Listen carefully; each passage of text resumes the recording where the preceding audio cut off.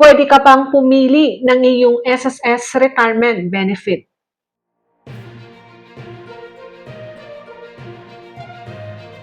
Sa SSS po, meron po tayong tinatawag na dalawang retirement benefit. Una ay ang monthly pension.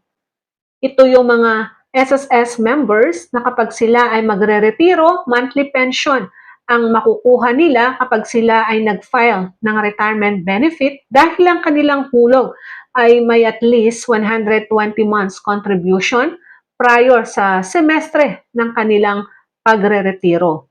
Ngayon, yung pangalawa ay ang tinatawag nating lump sum.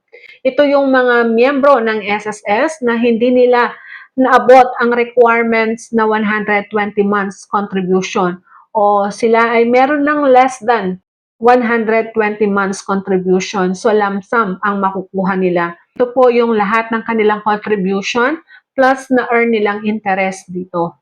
Ngayon, pwede ka bang mamili kahit sa dalawa? Hindi po. Si SSS magbe-base kung ilan ang nahulog mo. Kung ilan ang nahulog mo, yan po ang i-base ni SSS kung ano ang makukuha mong retirement benefit kapag ikaw ay nasa retiring age na.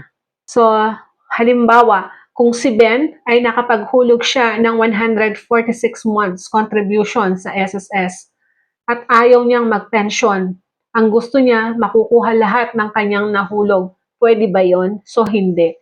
Ang maibibigay ni SSS ay monthly pension for life. So, hindi pwedeng lump sum na kung saan kukunin mo lahat ng nahihulog mo at earn interest sa SSS. So, hindi po. Ang iyong magiging retirement benefit ay nakabase po kung ilan ang inyong hulog sa SSS. Kung gusto mo ng mga ganitong video, like and subscribe for more.